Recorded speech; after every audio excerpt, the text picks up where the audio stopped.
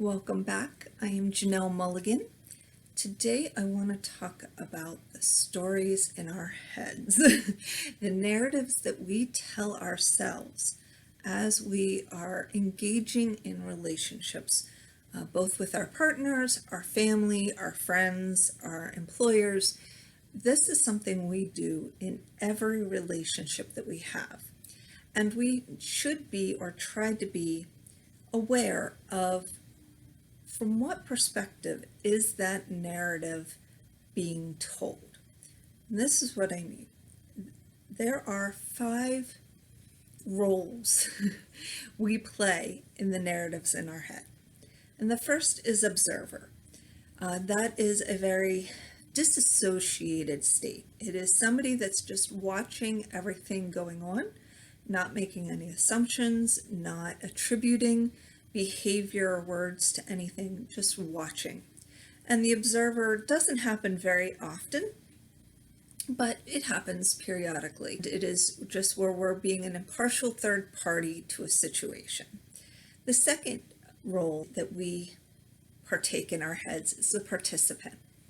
It is looking at ourselves and our behavior, as well as the other person's behavior, other people's behavior in the situation, and recognizing the parts that all of us play in that dynamic, good and bad, and not giving negative assumptions or misunderstandings to the behavior or words, but just recognizing that my behavior then affected your behavior, and behavior then affected how I reacted and how I felt about a situation.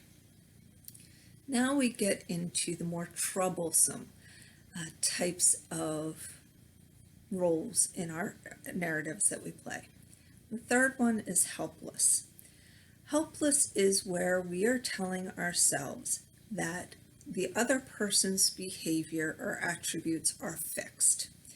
And because of that, or because of the situation being fixed, we have nothing that we can do to make the situation better for ourselves.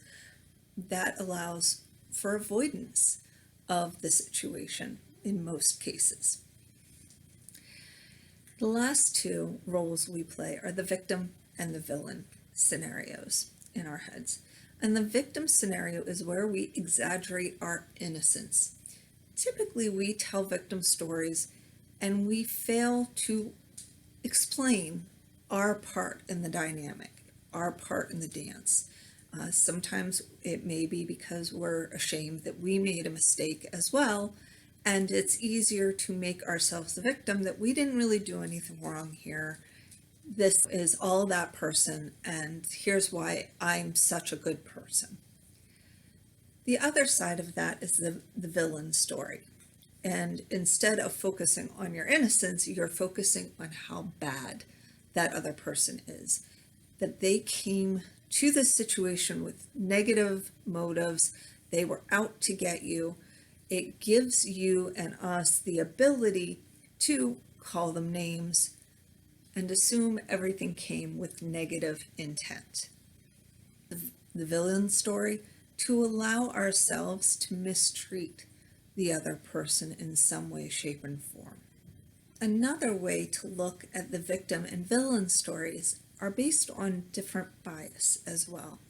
The fundamental attribution bias means that we will attribute their behavior to something internal to them, being part of their disposition and therefore a fundamental flaw in them, which would then go along kind of with our villain story, the narrative that we put up. The second type of potential bias is the accuser bias, and or the actor, also known as the actor-observer bias. And that bias is that when we do something wrong, we attribute the reason for the wrongdoing to the situation. For example, I was late because of the weather. It wasn't that you actually left the house late, which made you late, even though you knew the weather was bad, but you attributed personally the wrongdoing to a situation. Whereas On the other side, if somebody does something wrong, we attribute that to their disposition, to their fundamental character. So if somebody was late to work, instead of saying, oh, they must be late due to the weather, in this accuser bias, they would actually say, oh no, they always run late, they're just chronically late, and put them down and make the bias that the reason they did something wrong was because of them fundamentally. And the third type of bias is the intergroup attribution bias.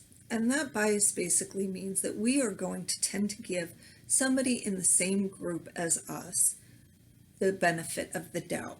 And if they are not in our group, then we are going to not. We're going to attribute a negative motivation to them.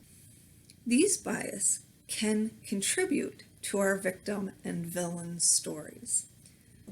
When a situation occurs going forward and you see or hear something that your partner or friends do, and you are an emotion gets evoked, stop and think about what narrative are you telling yourself at that time. You're now feeling the emotion. What created that emotion? What story are you telling yourself that is contributing to that emotion? And then step it back further and go, what exactly happened? What was the fact? What was done that created this chain of events?